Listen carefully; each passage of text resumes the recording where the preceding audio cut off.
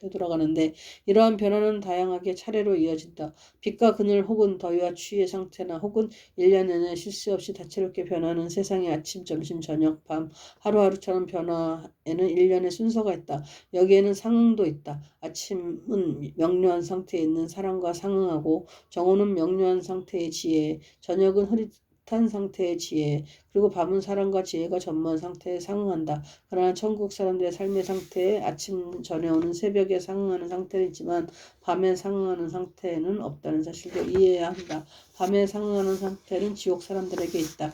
천사들은 자신들의 상태가 변하는 데에는 많은 이유가 있다고 말했다. 첫 번째 이유는 주님으로부터 오는 사랑과 지혜로 계속해서 기쁨을 누리면 늘 호화로움 속에 사는 사람들이 그러하듯 그 가치의 중요성을 서서히 있기 때문이다. 두 번째 이유는 인간과 마찬가지로 천사들도 자기의 본성을 가지고 있기 때문이다. 천국에 있는 모든 이들은 주님께 자아를 보류당하고 있는 이상 사랑과 지혜의 상태에 있지만 누구나 자신의 본 모습을 사랑하고 그것에 끌리는 성향이 있기 때문에 자기에 빠질 수 있다. 세 번째 이유는 천사들은 변화를 거치면서 완벽해지기 때문이다.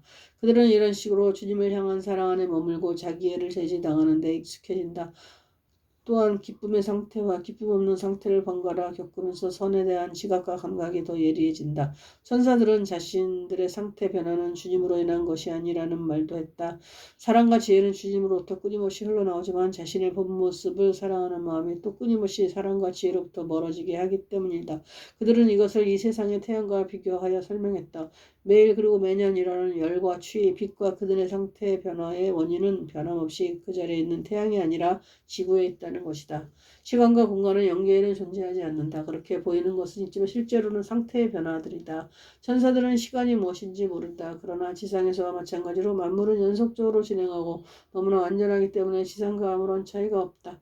그 이유는 천국에는 날과 해 대신 상태의 변화가 있기 때문이다. 어떤 이들은 자연계에서 시간은 그 본성 상태라는 사실을 안다. 시간은 정확하게 자신의 정서 상태와 부합하기 때문에 기쁨의 상태에 있는 이들에게는 시간이 짧고 괴롭고 슬픈 상태의 이들에게는 길며 희망과 기대의 상태에서는 시간이 다양하게 느껴진다. 지상에서와 마찬가지로 천국에서도 모든 것들이 시간과 공간을 차지하고 있는 것처럼 보이지만 천사들은 시간과 공간에 대한 개념이 없다. 중간 연계에서 일어나는 모든 공간의 변화는 내부의 상태 변화에 영향을 받는데 이는 공간의 변화는 상태의 변화에 다름 아님을 뜻한다. 접근은 내면 상태들이 비슷한 것이고 분리는 내면 상태들이 다른 것이다. 그렇기 때문에 비슷한 상태의 사람들은 서로 가까이 있고 서로 다른 상태의 사람들은 멀리 있는데 천국의 공간은 내면 상태에 상응하는 외부 조건일 뿐이다. 연기에서는 다른 사람이 나타나기를 간절히 원하는 이에게는 누구나 그 사람이 나타난다. 그 이유는 생각 속에서 그 사람을 보고 그의 상태에 자신을 맞출 수 있기 때문이다. 반대로 반감을 가지는 사람이 있다면 그 사람으로부터 떨어지게 된다. 이번에도 역시 누구든 한 장소에서 다른 장소로 갈 때 간절히 원하면 더 빨리 도착하게 된다. 길 자체는 똑같은데도 원하는 상태에 따라 그 길이 길어지기도 하고 짧아지기도 한다. 이 모든 것이 연계의 거리와 공간은 천사들의 내면 상태와 완전히 부합함을 명쾌하게 보여준다.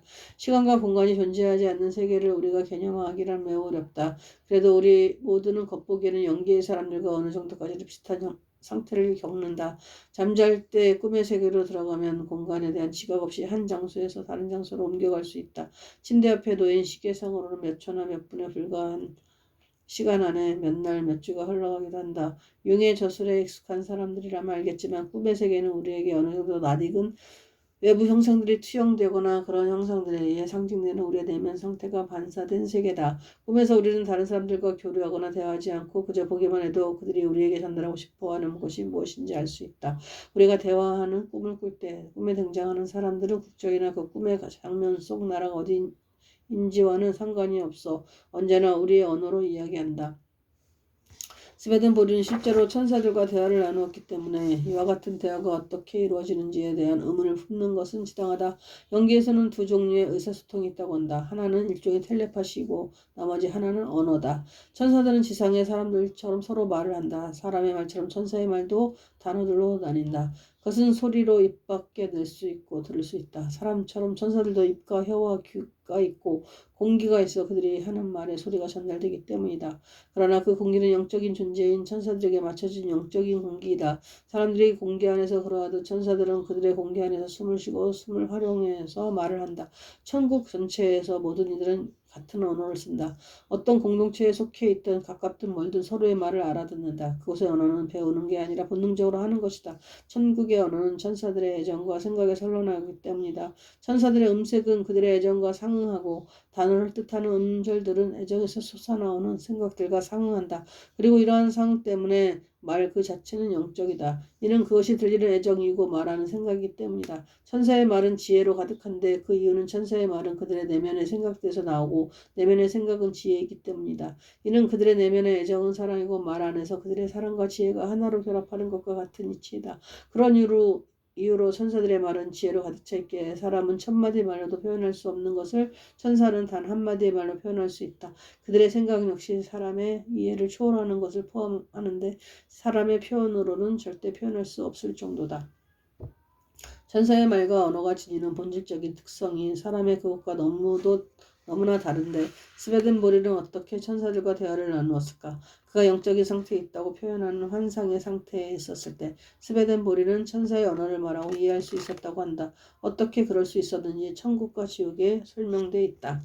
천사와 영들이 사람을 향할 때 그들은 그 사람의 언어는 자신들의 언어이고 자신들에게 다른 언어는 없다고 생각한다. 그런 이유 때문에 그들은 그 사람의 언어로 말하고 자신들의 언어는 잊어버린다. 그러나 그 사람한테서 몸을 돌리자마자 천사들은 다시 자신의 언어로 말을 하고 그 사람의 언어에 대해서는 아무것도 알지 못하게 된다.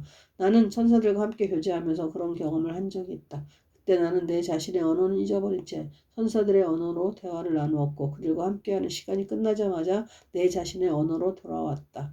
우리는 연계는 자연계와는 기본과 본질보다 다르다는 사실을 이해했다. 그중 한 가지는 현실의 전체 개념과 관련이 있다. 물질의 세계인 자연계에서는 눈에 보이는 현실을 당연하게 여긴다. 방을 둘러볼 때 특정한 모양과 색깔과 크기와 질감을 지닌 여러 물건들이 보인다면 우리는 그 물건들을 현실을 구성하는 요소로 받아들인다. 그러나 만약 고배율 전자현미경으로 그 물건들을 관찰한다면 매우 다른 방식으로 보일 것이다. 그리고 잠시 동안 시야가 인간의 눈이 가지는 한계를 벗어날 때 우리는 앞으로 경험하게 될 것에 완전히 압도당하면서 현실은 지금까지와는 매우 다른 의미를 띠게 될 것이다. 따라서 소위 객관적인 현실이라 불리는 현실은 우리의 인식에 의해 좌우됨을 알 수 있다. 그러나 연계에서 현실은 내적 상태의 기능이다. 즉 어떤 사람의 눈에 보이는 것은 그 사람의 마음과 하는 일에 상응한다. 천국과 지옥에는 다음과 같은 말이 나온다. 천국에서 천사들의 눈에 보이는 사물들의 속성은 몇 마디 말로 표현할 수가 없다. 대부분은 지상의 사물들과 비슷하지만 모양은 훨씬 더 완벽하고 숫자는 많다. 천국에서는 사물들이 지상에서와 같은 방식으로 생기지 않는다. 천국의 모든 것들은 천사들의 내면과 상응하는 주님으로부터 생겨난다. 천사들은 내면과 외면을 모두 갖고 있기 때문이다. 천사들의 내면에 있는 모든 것들은 사랑과 믿음, 곧 의지와 이해와 관련이 있다. 의지와 이해는 사랑과 믿음의 그릇이기 때문이다. 천사들의 외면은 내면에 상응한다.